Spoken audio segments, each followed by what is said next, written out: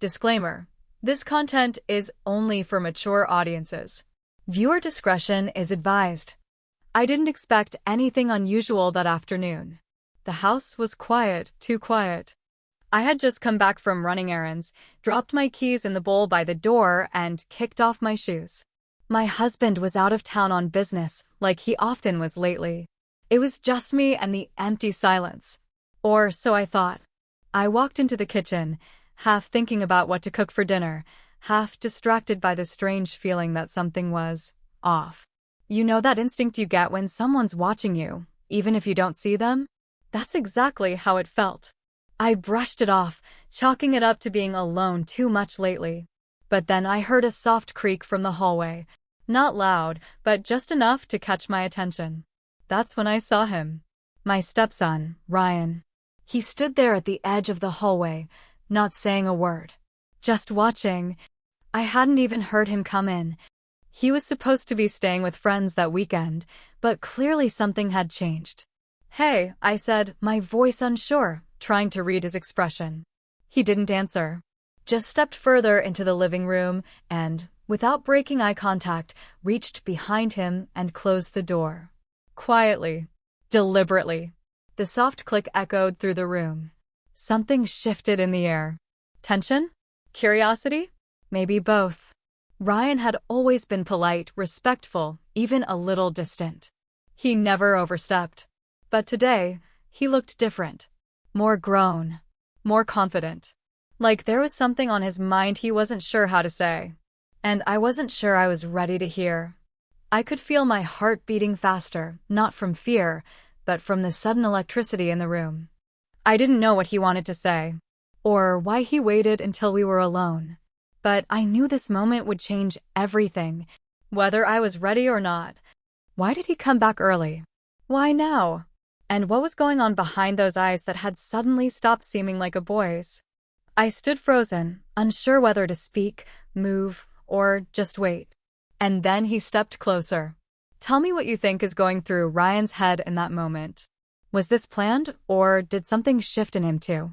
Drop your thoughts in the comments or vote in the poll to tell me, was this innocent curiosity or something more? Don't forget to like and subscribe so you don't miss part 2, because what happens next is not what you're expecting. I hadn't moved, not even an inch. My hand rested on the counter, fingers gripping the edge a little too tight. Ryan stepped forward again, slow, careful, like he didn't want to startle me. But his eyes stayed locked on mine. There wasn't any awkwardness in the air, just that strange, heavy silence that made every second feel longer than it should. "You weren't supposed to be back until Sunday," I finally said. My voice was low, casual on the surface, but even I could hear the edge in it. "Plans changed," he replied, stopping just a few steps away. He shrugged, but the way he looked at me, it wasn't casual. It was focused. Like he had something to say and had been working up the nerve for it. The space between us was still wide enough to feel safe, but close enough that I couldn't ignore the weight of whatever this was. I looked at him a little differently now. When did he grow up like this?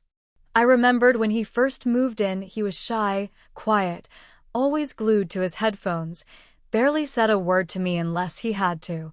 But now he was taller than his dad, broader, and his presence felt different. "I didn't mean to scare you," he added. "You didn't," I lied. Ryan gave a small smile, like he knew I wasn't telling the truth. But he didn't push it. Instead, he leaned against the wall, folding his arms. "You look different when you're alone." The words caught me off guard. I didn't know how to respond. "What do you mean?" "I don't know. You just seem quieter, softer." I glanced away. "That's what being alone does to people, Ryan. You get used to your own space." He nodded like he understood, but there was something else behind his eyes.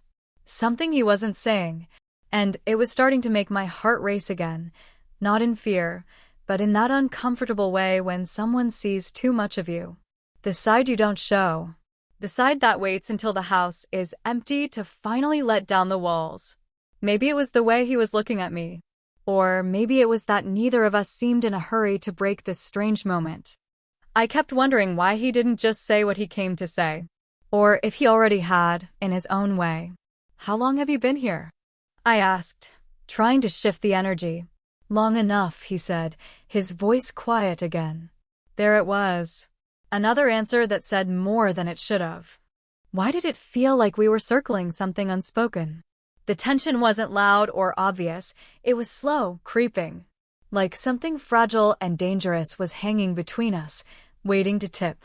And I couldn't help but wonder if he came back early for a reason. Or if this was a moment neither of us had planned, but neither of us wanted to walk away from. What would you have done in my place? Trust your gut and ask the hard question, or wait and see where it goes? Drop a comment below and tell me what you think his real reason is for being there. Don't forget to like and subscribe. This story is just getting started.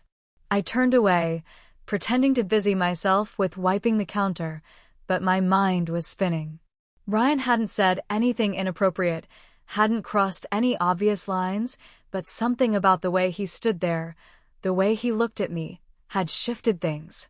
Or maybe it had always been this way, and I just hadn't let myself notice. I was gonna head to my room, he said casually, but didn't move. His voice was easy, almost too easy. I nodded without looking at him. Okay. But he still didn't go. Instead, he asked, "Do you ever get lonely?" That stopped me. It wasn't the kind of question you ask your stepmother in the middle of a quiet kitchen. Not unless there's something behind it. I hesitated before answering. Sometimes, I said, keeping my tone flat. I think everyone does. He stepped a little closer, and now I could feel him behind me. Not touching. Just there. The air tightened. I notice things, he said. Little things. You always hum when you're alone in the kitchen. You don't do that when Dad's here. I looked back at him, confused. You've been watching me? Ryan raised a brow. No. Not like that. I just noticed stuff. You're always taking care of everything. But nobody really checks on you. It caught me off guard, because he wasn't wrong. Most days I moved around the house like a ghost, picking up, planning, fixing things before they broke. His dad had been gone so often lately, it started to feel like I was just keeping the place warm. I tried to shift the moment. I appreciate that, Ryan. But I'm fine. Really. He gave a soft smile. That's the thing. You always say that. Even when it doesn't seem true. Before I could respond, the front door creaked. For a second, my heart jumped, but it was just the wind pushing against it. Still locked. Still alone in the house, just the two of us. The silence that followed stretched longer than it should have. Then he spoke again, softer this time. Do you ever regret marrying my dad? That question hit deeper than it should have. It felt too personal, too sharp. I didn't answer right away because the truth was more complicated than a yes or no. I finally looked up and met his eyes. That's not something you ask. I know, but I've wondered. I didn't get the chance to answer. My phone buzzed on the counter, his dad's name lit up on the screen. Ryan glanced at it but said nothing. I let it ring. And suddenly, everything felt like a choice. What do you think I should have said? Should I have answered honestly or kept the peace? Drop your thoughts in the comments and let me know what you think Ryan's real reason is for asking that question. Do you think he's trying to protect someone or trying to get closer? Don't forget to hit like and subscribe. Next part's where it starts to unravel. The phone stopped buzzing, leaving the kitchen wrapped in silence again. I didn't move to check the missed call. I just stared at the screen until it went dark, the moment stretching like a thread pulled too tight. Ryan hadn't moved. He was still standing close, but not too close, just enough that I could feel the pressure of him there. Not physical, but emotional. The kind of weight that makes it hard to pretend everything's normal. I didn't mean to make things weird, he said quietly. You didn't, I answered, but the words came out too fast, too practiced. He noticed. He tilted his head a little, watching me like he could see through the mask I was trying to keep up. You're not good at lying. That made me laugh, just a little. Neither are you. He smirked but didn't argue.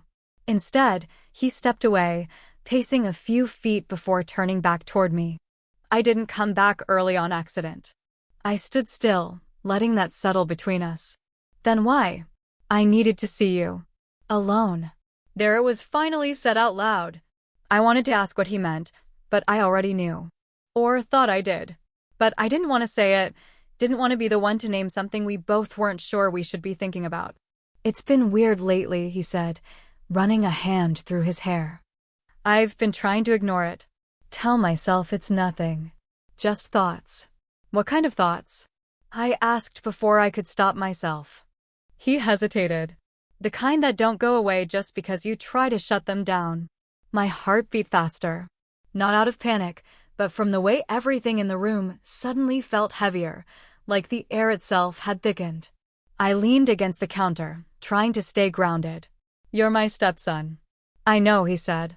That's what makes it worse. The words shouldn't have made sense, but somehow they did. We both knew this wasn't normal. But there was no denying something had been growing in the silence between us. In the little moments no one else noticed, quick glances, unspoken tension, quiet kindness that lingered too long. The doorbell rang. We both flinched, caught in whatever this was, suddenly reminded the outside world still existed. I looked toward the front door, heart pounding. Are you expecting someone? He shook his head. No, another pause. The doorbell rang again. I wiped my hands on a dish towel, trying to steady myself. Stay here, I said, already walking toward the door. But part of me didn't want to open it, not yet.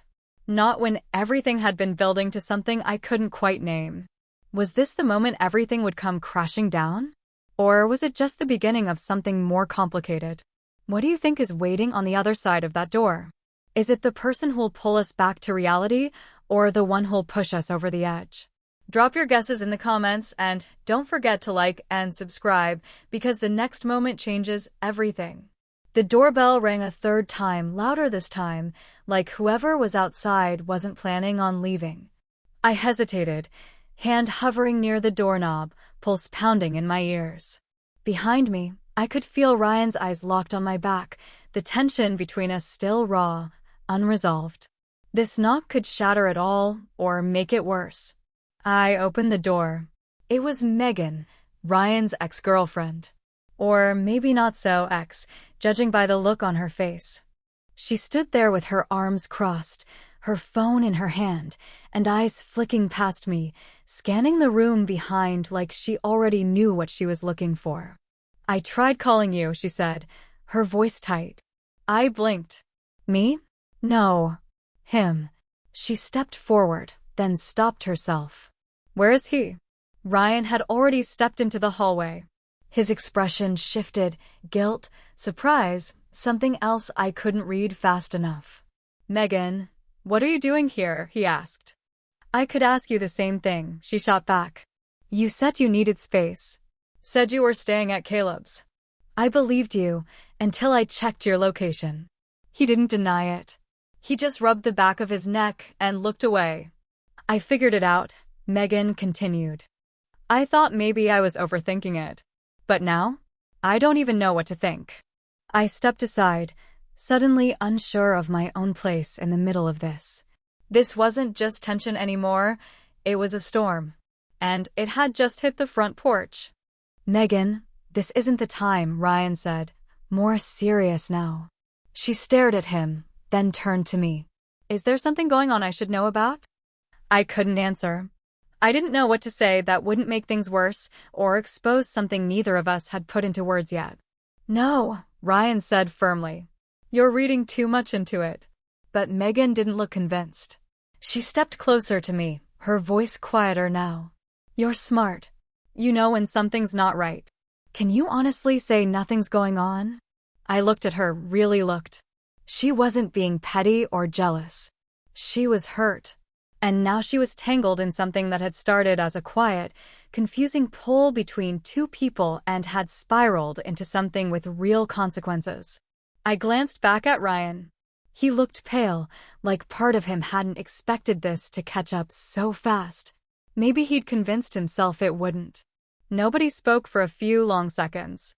Then Megan looked at me one more time and said, I just needed to know the truth. And with that, she turned and walked away. I closed the door gently, locking it without thinking. When I turned around, Ryan hadn't moved. "What now?" I asked, voice low. He shook his head. "I don't know." "What would you have done in that moment? Would you have told Megan the truth or protected Ryan? Comment below with what you think should happen next. And if you think you saw this twist coming, tell me, because it's about to get even messier. Don't forget to like and subscribe. The next part changes everything. Ryan didn't say anything right away. He just stood there, frozen, like the weight of everything that had just happened was finally pressing down on him. I leaned against the door, still hearing Megan's voice echo in my head. I just needed to know the truth. "So did I. I didn't mean for her to show up," Ryan said finally, voice low. "She wasn't supposed to know." I looked at him, tired of the guessing. "Know what? That you've been sneaking around? That you've been acting strange for weeks? Or that you've been standing too close and saying too much?" He flinched, but I kept going. "Ryan, I don't know what's going on in your head, but whatever this is, we need to stop pretending it's harmless." He shook his head. "It wasn't supposed to be anything." I was confused. I thought I was just imagining things. But I wasn't. There it was. The thing he hadn't dared to say out loud. I waited, letting the words hang. "I felt something," he continued. "And I thought maybe you did too. But I get it now." I crossed a line. I looked at him, really looked. And I saw it. Regret, maybe even relief that it was out in the open. But something else too. A deeper truth still sitting beneath the surface. "You didn't cross it alone," I said quietly. That surprised him. He stepped closer, not in that quiet way he had before, but with real hesitation. "So I wasn't wrong?" I sighed. "No, Ryan. You weren't. But that doesn't mean it was right." We stood there for a long second. Everything that had built up, the looks, the questions, the door closing quietly behind him, none of it could be undone. But it could end here. Honestly. Grown up. Without excuses. "I think it's best if you go back to your mom's for a while," I said gently. "Clear your head. And give me space to do the same." He nodded, jaw tight. "Yeah, you're right." He picked up his keys and walked to the door. But before he opened it, he turned back one last time. "For what it's worth, it was never just about you being here alone. I felt something real, and I didn't know how to deal with it." I nodded. "That's part of growing up. You don't always have to act on what you feel. Sometimes recognizing it is enough." He left. I stood in the quiet again, the house still and full of everything that had almost happened but didn't. And then, the phone buzzed. I looked down. Another message from Megan. "You might want to talk to your husband. I think he's been hiding more than you know." My stomach dropped. Just when I thought the hardest part was over, I realized the story wasn't about Ryan at all. It had just started. What do you think Megan found? Should I confront my husband or keep that door closed too? Drop your theories in the comments. And don't miss the final part. You won't believe what's coming next. I sat on the edge of the couch for a long time after Ryan left, the message from Megan still glowing on my phone. The quiet of the house felt different now, no longer heavy, just real. I had spent so much time caught between what I felt, what I thought I should feel, and what I was afraid to admit. But somehow it had all led here. I opened the message.